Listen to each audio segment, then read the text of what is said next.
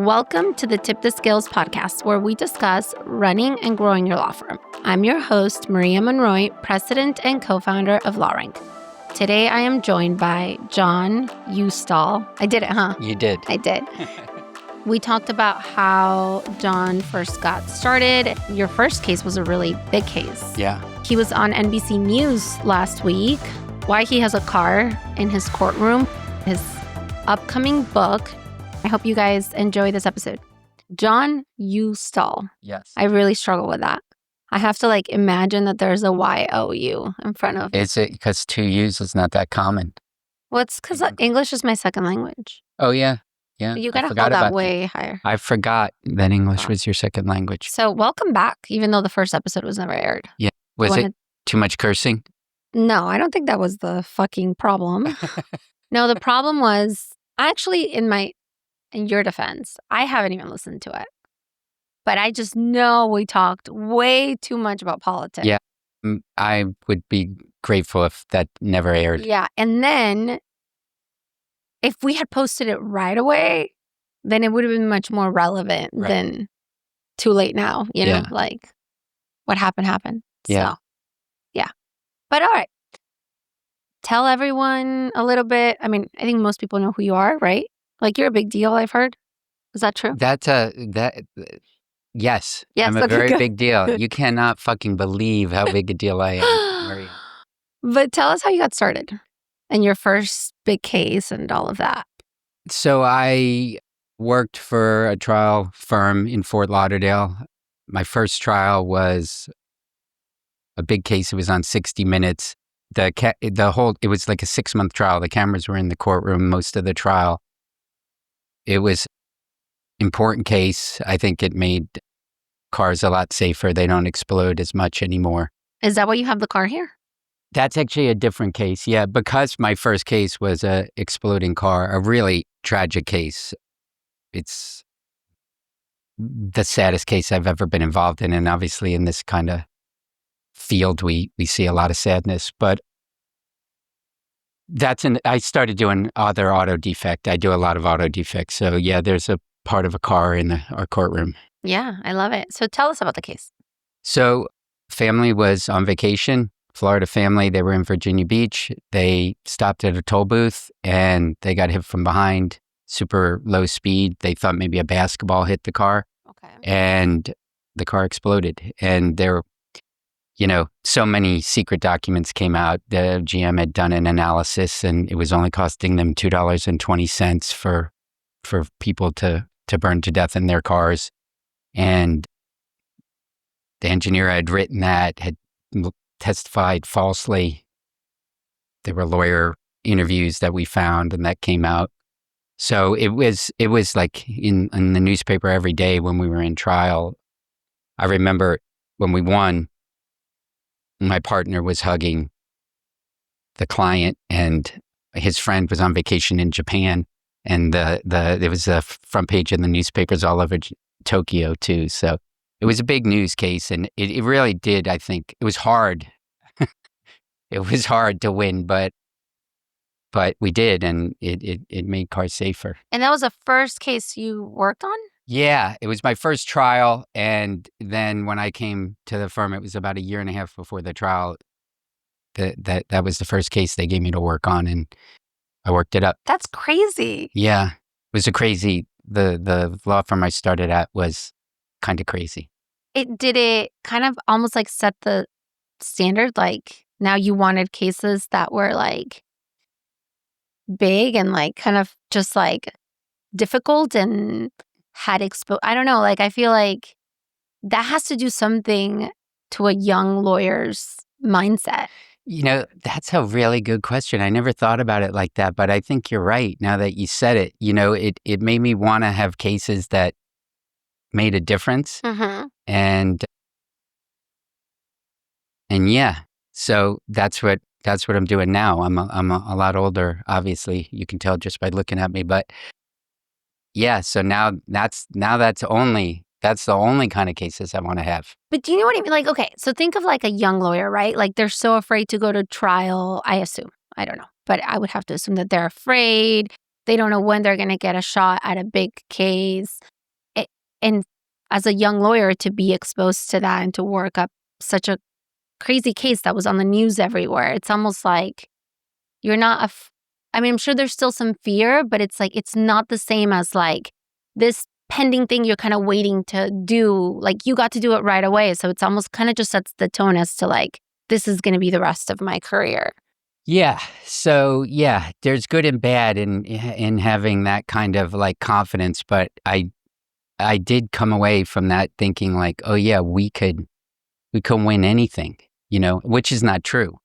But it does let you take cases and win some that you wouldn't have taken if you don't have that, say, that delusion.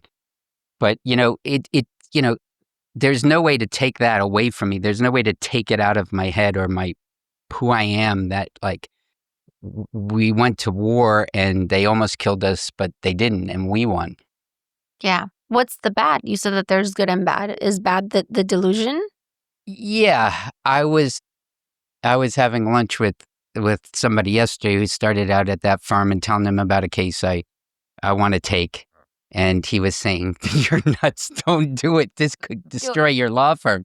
Whoa, like that? Yeah, it's going to be, I'm going to have to hire a bunch more lawyers and it's a real long shot. And he's like, just take out a check for $10 million and write it to me right now. And then because that's what's going to happen. You're going to lose 10 million on that case. Well, if you do win, I want to come back and we're going to talk about it. Okay. All right. Okay.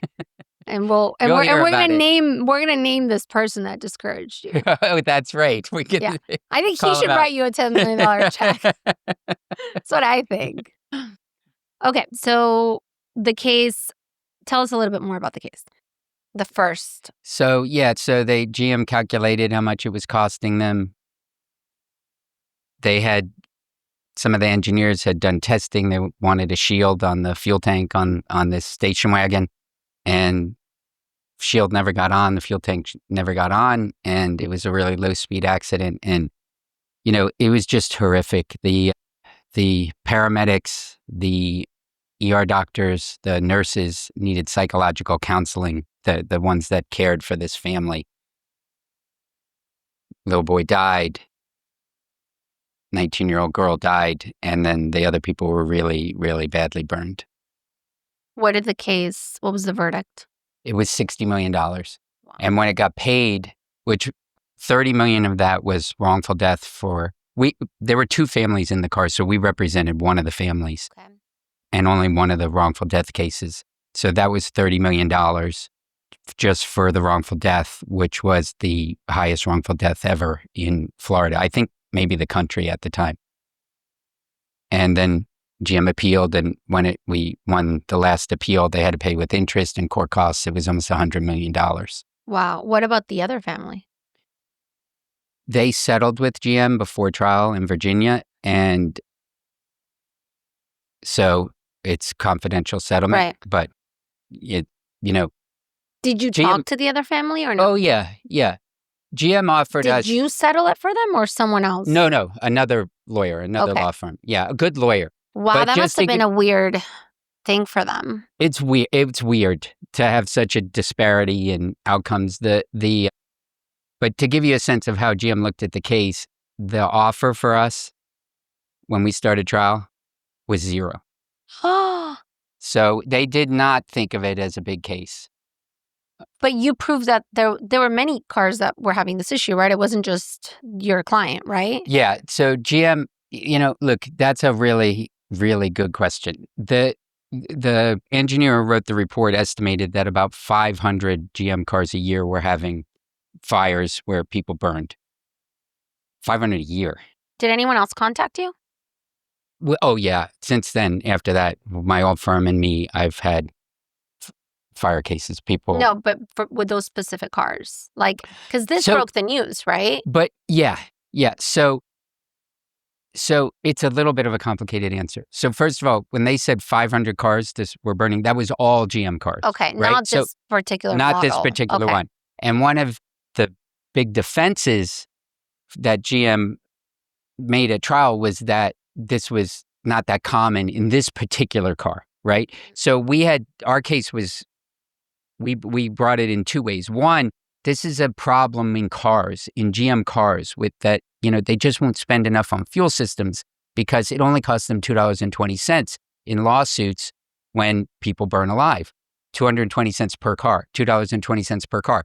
So, like, I'll give you an example. The fuel tank thickness of the steel used to be 35 thousandths of an inch.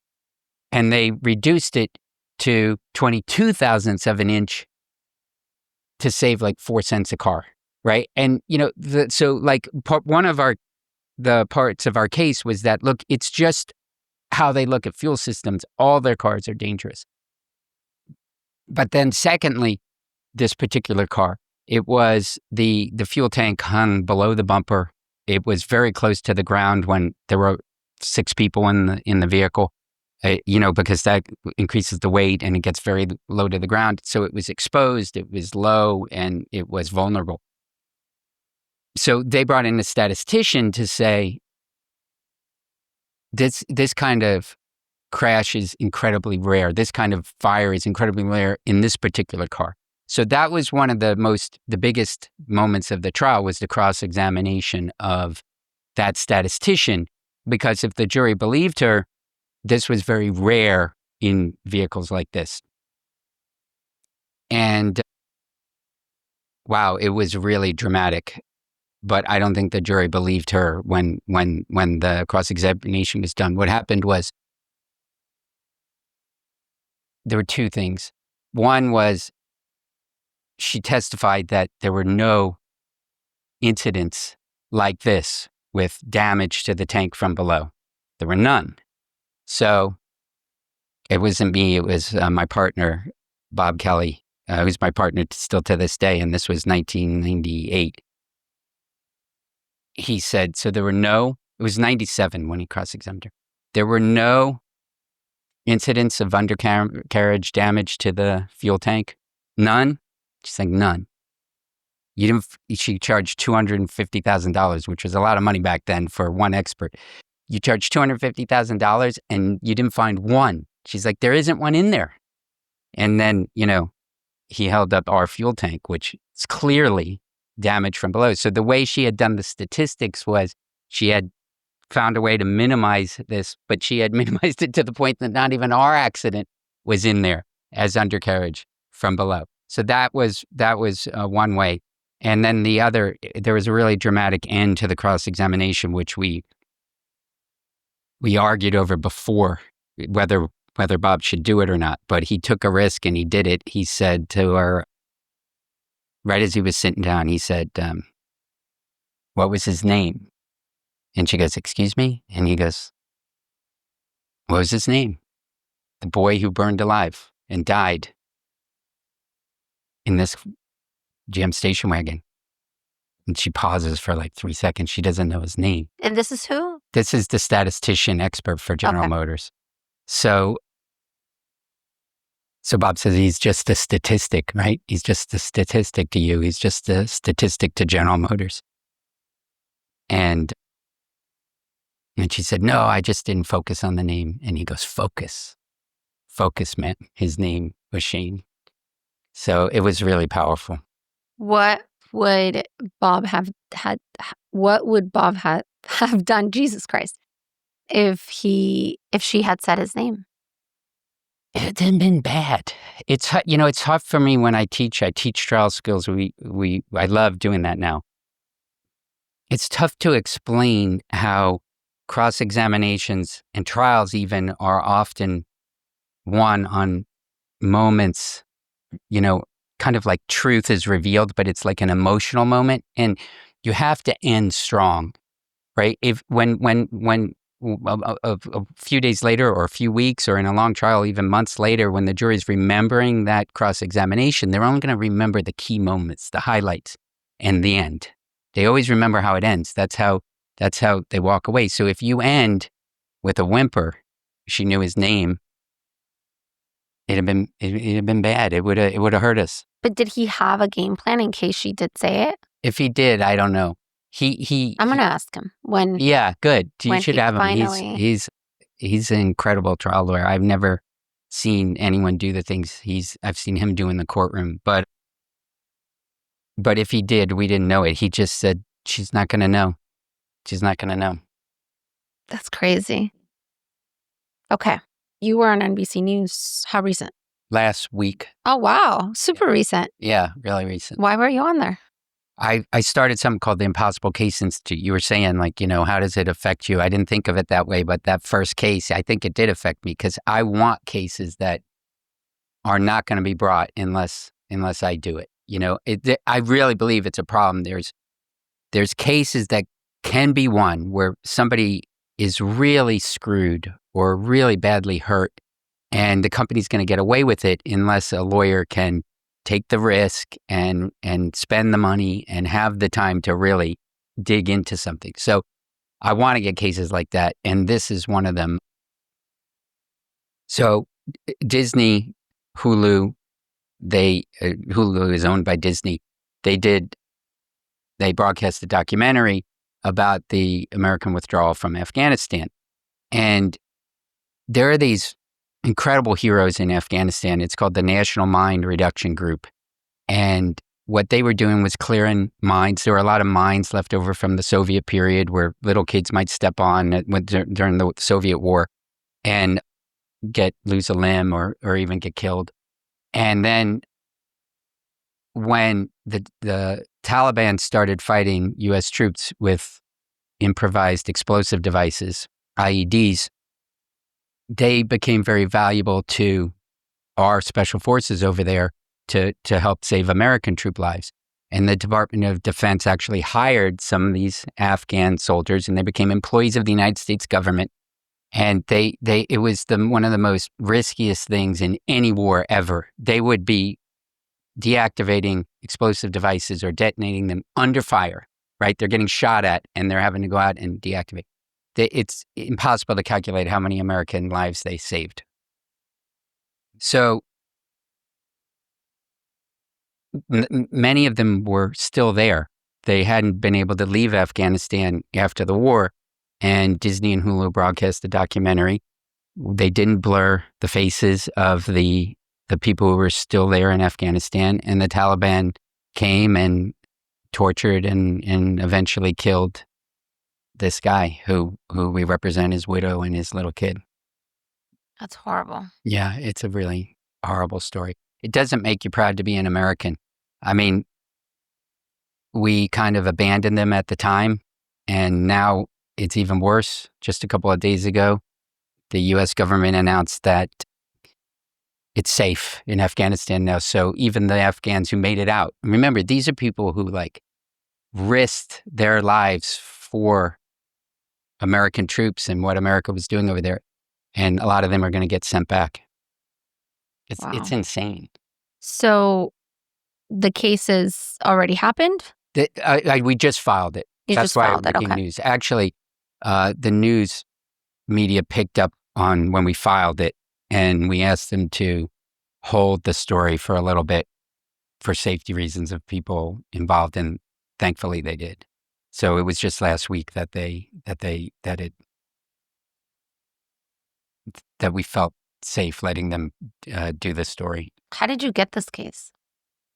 Because whenever I talk on things like this or I teach or I'm asked to give a speech, I didn't do this on purpose at first, but I like to talk about, it's already happened here. I want cases like this. I want cases that other lawyers don't want or that are too hard or in some, they're crazy. They're not the normal type of case that people bring. That's what I want. So I have a reputation for it. So it was referred to you by a lawyer? Yeah. Tell me more about this Impossible Case Institute. What is that? Well, I just thought that if those are the only cases I want to work on anymore, then I should really get the word out that that's what I want to do. And it was scary at first to put it right in the title of this thing we're starting, but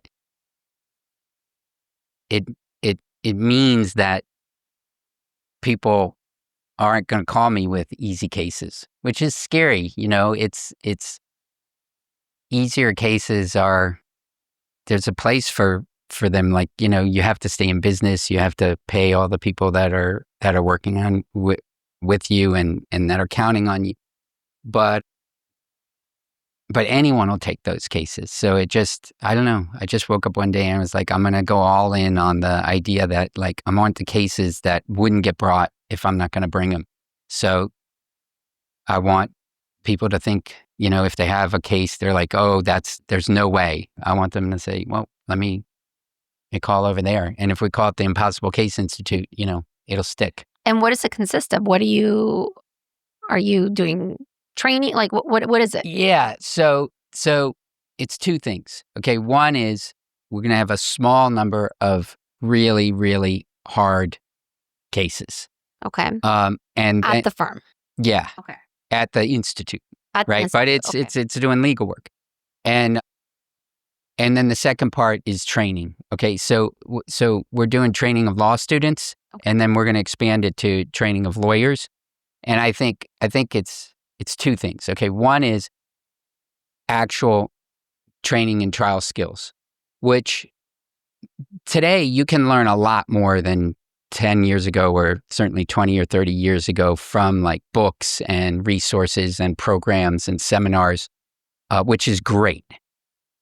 But I think, I was really lucky to train with what I think, what anyone would say, what objectively is two of the greatest trial lawyers ever in American history. Who are they? So Bob. Shelley Schlesinger and Bob Kelley. Okay. Yeah. Just looking at their results, you can compare them to anyone. And I learned a lot from each of them, some different things. So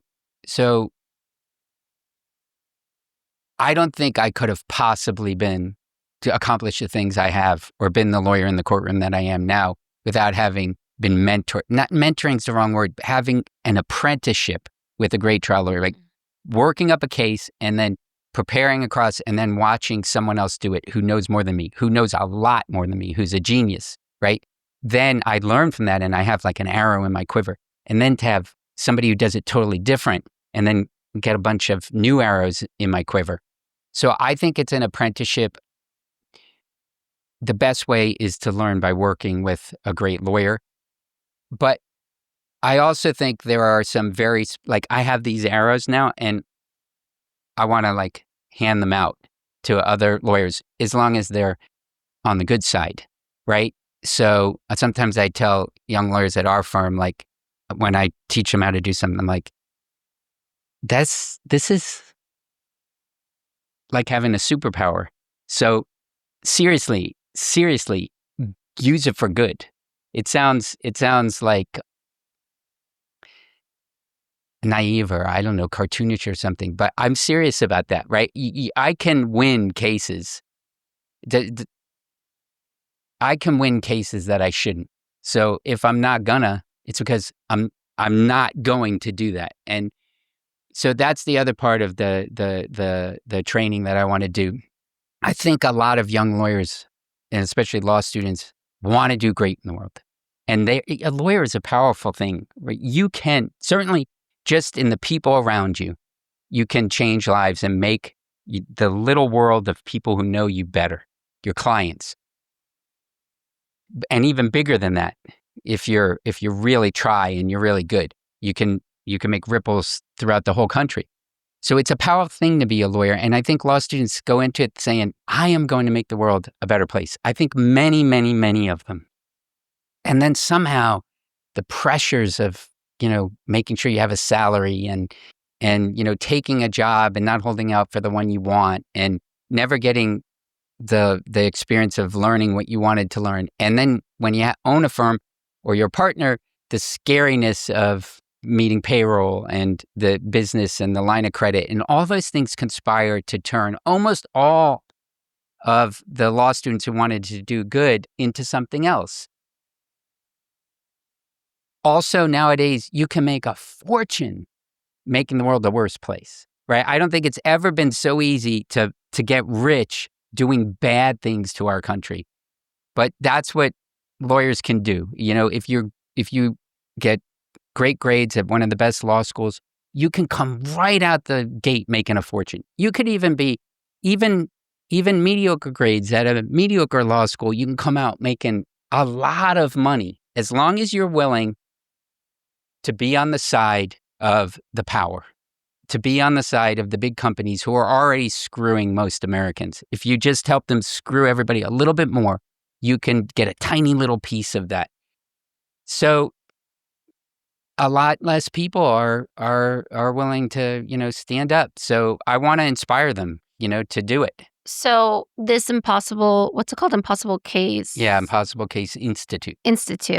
Is it something that people join? Is it just a place where they refer you a case? And if it is a case that you decide to take on, do they get to do it with you? You mentioned training law students. Is that training like through an actual case that you have? Or is it just like you're teaching a class? All three. So we're going to have like next month the Built Different Trial Academy, which will be the second one we've done. And that's for law students? That's for law students, and we'll let in like a first or second year, maybe a third year lawyer. Okay. But it's for really young lawyers, and that academy is different than anyone I've ever taught with because I had control over it, and so I said, "This is how we're going to do," and people are going to walk out of that. They're going to be better at voir dire, demonstrably, significantly better at voir dire, better at closing argument, better at opening statement. And so we're doing that for young lawyers or law students. And if a lawyer wants to sign up, how do they go about that? BuiltDifferent.com. BuiltDifferent.com. Yeah. How did you get that URL? I don't know. I thought of it a long time ago. And you've had it. We've had it for a while, and this was the first time we used it. That's great. Yeah. I like it. Yeah, I like it because it says what I want. Like for lawyers who want to do this job different, then, so when they come, I've spent time, encouraging them to do great things in the world, not just trial training. But it's a great trial training. This will be the second one. It was great the first time, and it's going to be even better. Okay. Then we're going to have one for more experienced lawyers. They're both application only. For the young lawyers, the application is mainly, do I think this is the type of person who really wants to do good in the world? Okay. For the more experienced lawyers, you have to have a certain level of capability. Okay. And we're going to do advanced trial And training. You're doing it here? Yeah. Okay. So right here in this room next month is for the young lawyers, the second annual. And then what day? September, I'm not sure, July, mid-July. Okay. And then in September, I don't know the exact date, we're doing the more advanced one. And that's for? That's for any lawyer. Oh, and the law student one and the young lawyers, we pay, all expense paid, because we want people from all over the country. We fly them in, put up their hotel, everything. And the advanced one? Tell me about the advanced one. So the advanced one, that's going to be people got already know how to do it. And then we're going to work on some really advanced techniques. But this would be like lawyers that have gone to trial. Yes, definitely. Okay. They've already gone to trial.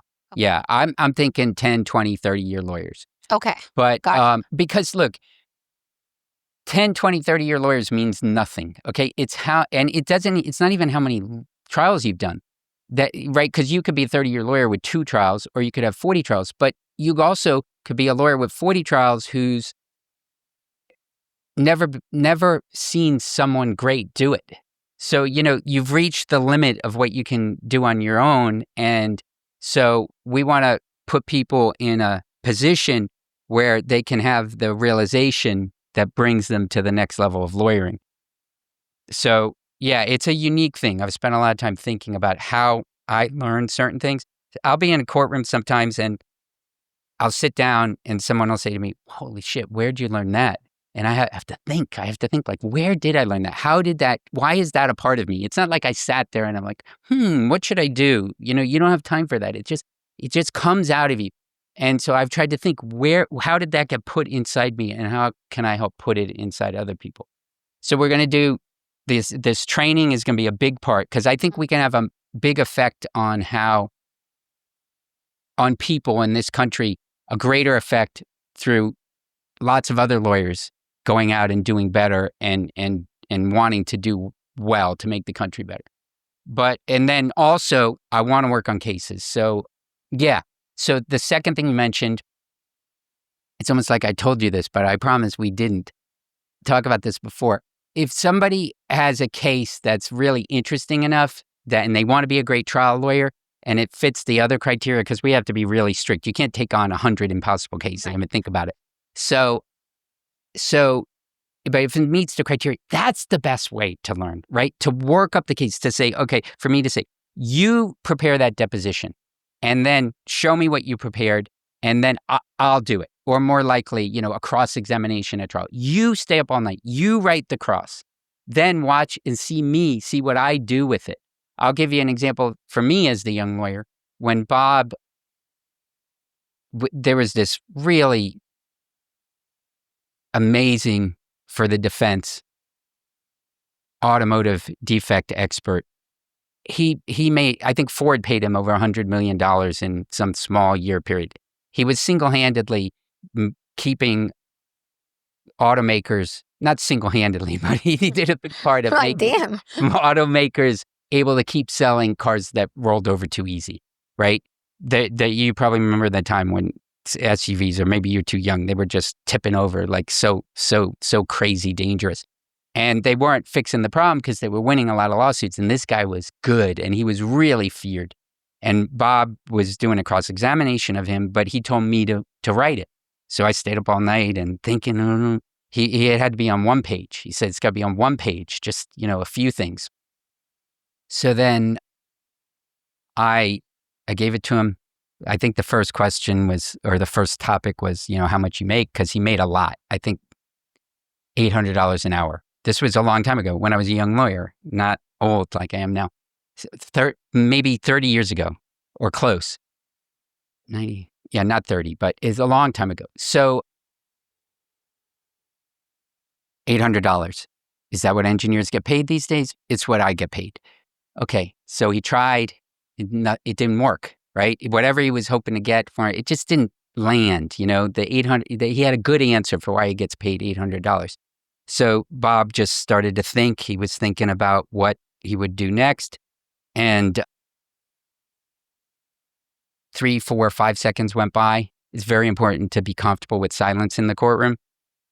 And the witness got nervous, or something happened in his head, and he said, I resent the implication I'm being paid to lie. He just volunteered it. Can you imagine? But a lot of lawyers wouldn't have even heard it because they'd have been looking at their note, right? Or thinking about their next question. And then if they heard it, they wouldn't have known what to do. So what Bob did was take my notes, my page of cross, and throw it in the garbage. I mean, not literally, but like it was done. None of my questions were done. And the rest, he just spent 20 minutes saying questions that had paid to lie in it. Who accused you of being paid to lie? Did I say anything about you being paid to lie? 20 minutes later, all anyone could think about was that this witness was paid to lie. So yeah, like, how do you learn that? You see it, and then somehow it kind of lives in you. It's just kind of funny because that's what he thought. Exactly. And that was his biggest fear. And the silence made him say it. Exactly. That's so fun. And then you got to be the lawyer who can make the jury see that, right? What you just said, you have to, and you can't just say what you just said. There's a lot of reasons why you can't. The law, the rules in closing argument, and you can't say that. Well, they have to think that, right? The jury has to think that. Yeah. So you got to get that's really fun. Yeah. That makes me want to be a lawyer. Yeah. It can be fun. Yeah. So if someone has a case that meets our criteria, let's do it together. I want other people to see me do things like that, and then they can take it and use it in all their other cases. So that's the second way of training. And then, third, I want to win those impossible cases. There's nothing better than having a case that 10 other law firms turn down and everyone says you can't win, and then you win. But now they shouldn't turn them down. They should just bring them to you.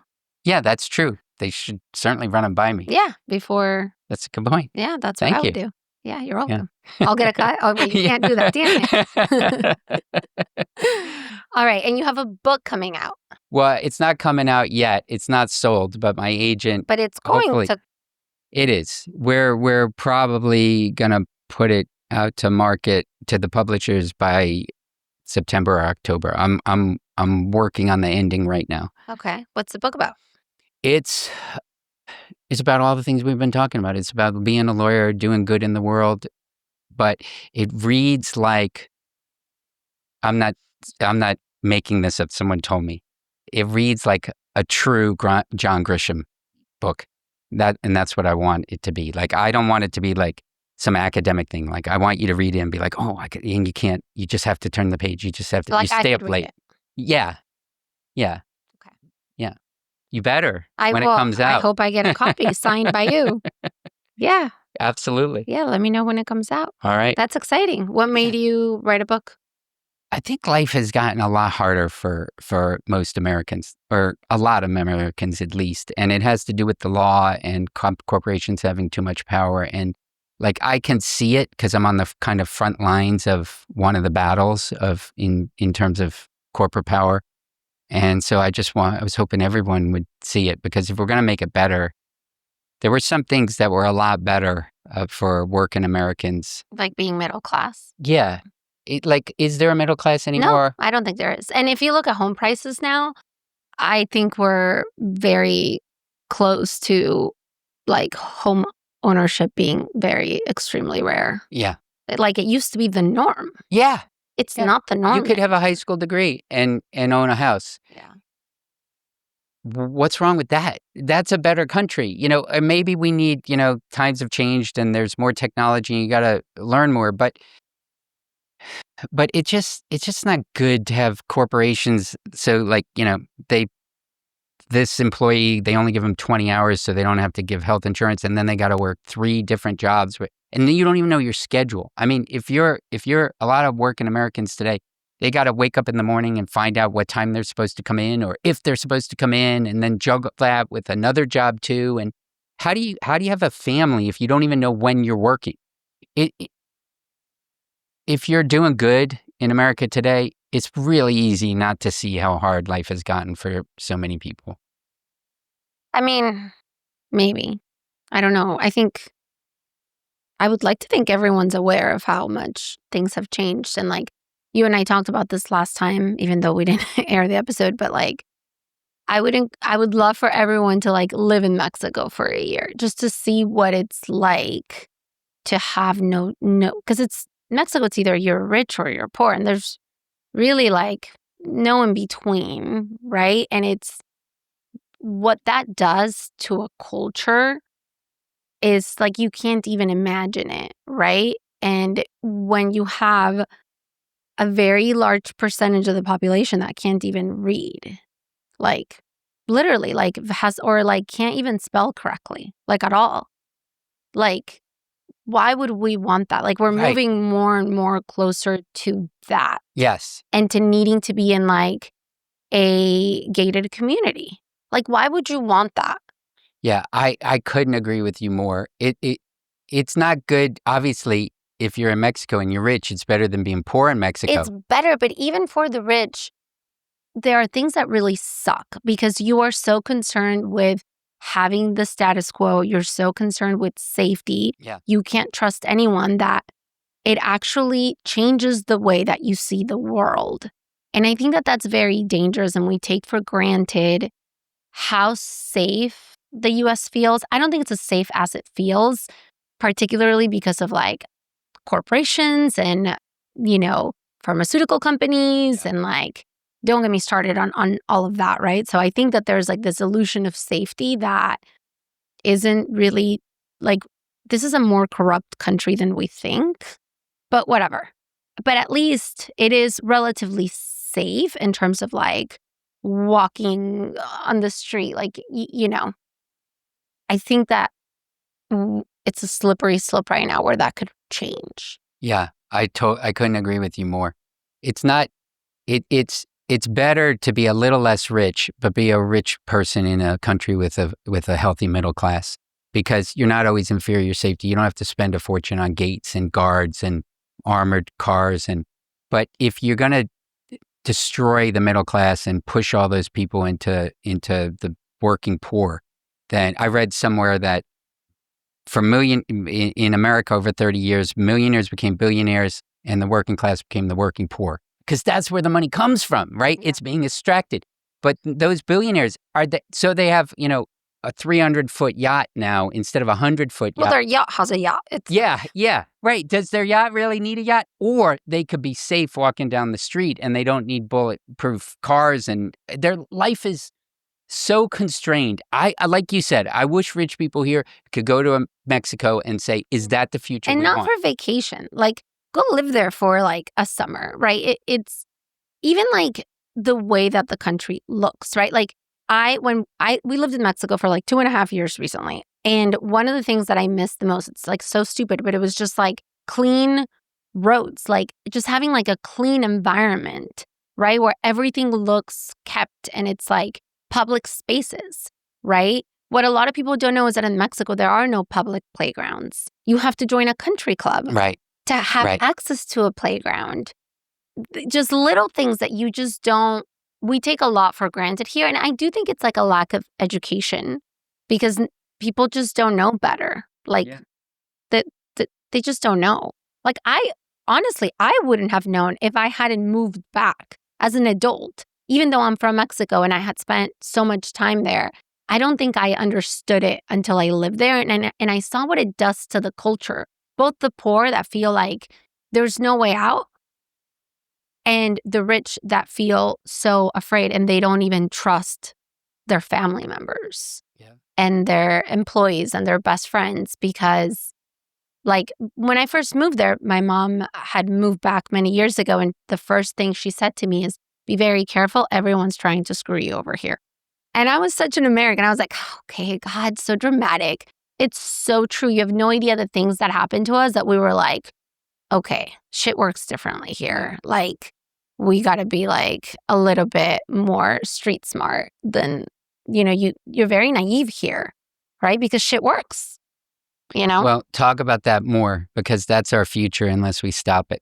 Someone, meaning us, people got to get the word out. Yeah, I agree. I mean, I do talk about it. Good. I think, but again, I think it's kind of like, having privileged kids. Like, they just don't know what it's like to be poor. Like they that's just, true. It's, yeah. I think it's tough. I don't know how much of an impact. I don't know. But did you see that movie, A Complete Unknown, about Bob Dylan? Yes, I did. Remember when Pete Seeger's talking about the little teaspoons, like people going out with little teaspoons and moving dirt? But if you get enough people, you can move a lot of dirt. True. So keep moving the dirt. Yeah, absolutely. I got one more thing. Okay. Fuck. Fuck. You didn't cuss. I didn't curse that much. Charles did. I told him you can cuss, and like his second set, he's like a shit ton, and I was like, he got it in there. He's a great partner. We curse too much. Everybody in the firm, you can't like when you're leaving, when you go talk to the receptionist, say have a great fucking day, and she'll be like, okay. Like she won't flinch? No, so sometimes I think we should. I thought about doing something about that after the last time I talked to you, because cussing less? I said at the end of it, I didn't curse that much, and you said you cursed more than anyone who's ever been on this podcast. So I don't even hear it anymore. You know what we need to do? Can we just do a video of every time he cussed? So my son, when he was like 5th grade or 4th grade, it was elementary school, might have even been younger, he got sent home, and I got an email that he had used the F word. Like someone had knocked his paper plane out of the air, and he said, what the fuck? So I couldn't help myself. I said to him, Marco, you can't curse like that at school. Otherwise, I got to deal with these fucking teachers. And I told him I was joking. Oh. I mean, my kids are allowed to cuss. The rule is you have to be able to use it in context, which we struggled a lot with the word fuck. Wait, what does that mean? Use it in context. They have to know how to use it. Otherwise, they say things that I'm like, yeah, no, that is not. No. You can't use it to offend anyone, which that rule does not stick. I will say they use it to offend each other all the time. And then you can't use it outside the house, which they're pretty good about. Although my 7-year-old, who looks like she's 4, I'm not kidding. She wears like size 4 clothes. Like she's tiny. She's the cutest. She's like, I accidentally cussed at school. And I'm like, what did they say? And she was like, nothing. I'm sure the teacher laughed so hard inside because she's like tiny and she was probably like, fuck. Like she probably said something like that, you know? Yeah. And they've been pretty good. Like I've never gotten a phone call or anything. I do get a lot of shit on social media because I encourage them to cuss on my social just for like shits and giggles. But some people get offended. Yeah. Yeah, I could see why. Can you? I can't see why. I think if you get offended over cussing, then like you just have nothing better going on. Like you don't Like- take, like you are not a chill person at all. Taking the time to comment on your social media about Or just kids even like, why do you care what other people? I really just don't care what other people do as long as they're not hurting anybody. Like go do whatever you want to go do. Like I don't care. One of the people who works here, I actually went to high school with him. He wouldn't let me babysit his daughter because I cursed too much, he thought. But when she came in, she'd be in the office on weekends or something. I taught her how to curse really quick. So he's not happy. My kids learn to cuss really little. It's just funny when they do it and like it's the first time and you're not expecting and they're like 3 or 2. Because they heard you. Yeah, because they heard, yeah, we cuss all the time. Like, I think it's also because English is my second language. Like, I actually don't really cuss in Spanish. So I think it's like not as a shocker to me. Oh, yeah. Because it doesn't hold the same power. But that's the thing. I didn't want my kids to feel like words like hold that much power. Like they do in certain scenarios, but they also like don't have to take life so seriously. Yeah. You know? Plus, they say that smarter people cuss. Do they? Mm-hmm. There's a great song, old country song called 16th Avenue about the way I think of it is because it's like a trial lawyer in court, words. Like if you can just put together Words the matter right then. words. Yeah. But I just mean like day to day, like somebody says, stubs their toe and says, fuck, who cares? And it is like, I think it is good to make a point. The You don't English cuss doesn't have, no, in court? You can't, No, right? no. Yeah, no. I wonder if anyone's ever done it.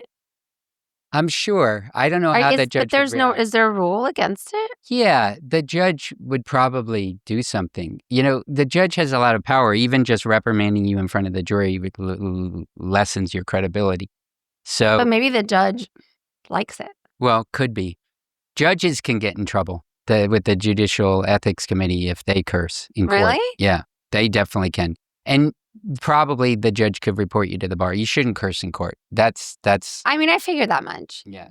But I could see how somebody might at some point Yeah. do it Well, accidentally it's or not. I've never cursed in court, but how you are outside of court is how you are inside court. So you have to be careful. You do. I cuss all the time. Yeah. It's never slipped out? No. I'm lucky, though, now that you mention it. If somebody uses, in our firm, like if somebody uses a big word, like not a plain English word, then we punch them.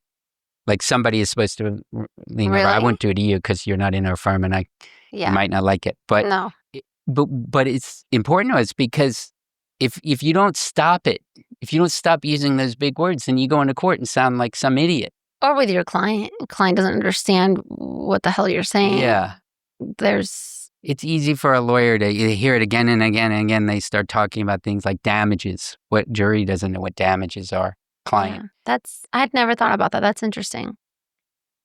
Yeah, that's good advice, actually. The first commercial case I have ever tried, the defense lawyer said to me before the trial started, don't you know you can't pierce the corporate veil? And I was like, no. And the jury doesn't either. That's actually good advice for young lawyers. Yeah, it is. I think that's really good advice. No one has ever given that piece of advice on the podcast that I remember. And I feel like I remember. All right. Yeah. Maybe that's the best piece of advice that's ever happened on your podcast. I don't know because I haven't watched all of the podcasts. Yeah. But I'll do that over the next 2 weeks. What? You're going to watch all everyone. of them? No, don't watch all of them. Okay. Just watch the people you know. Okay. Yeah. All right.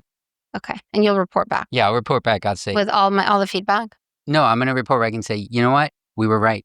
What I said was the best piece of advice you've ever had on your podcast. Okay. Or I'll say, no, I was wrong. I was number 7 Okay. or 27. All right. I'm going to wait for that report. I'm going to Okay. publish it, actually. Okay. All right. Put it on a newsletter and everything. Okay. All righty. Well, thank you so much for joining me. We didn't talk about politics. Yes, thank I'm very God. proud of us. Yes, me too. And we didn't cuss. That much. I'm not proud of that. I'm the opposite. But thank you so much for joining me today. Yeah, I'm glad we did it. Thank you so much to John for everything he shared with us today. If you found this story valuable, please share it with someone you want to see succeed. Subscribe so you never miss an episode and leave a 5-star review. It goes a long way to help others discover the show.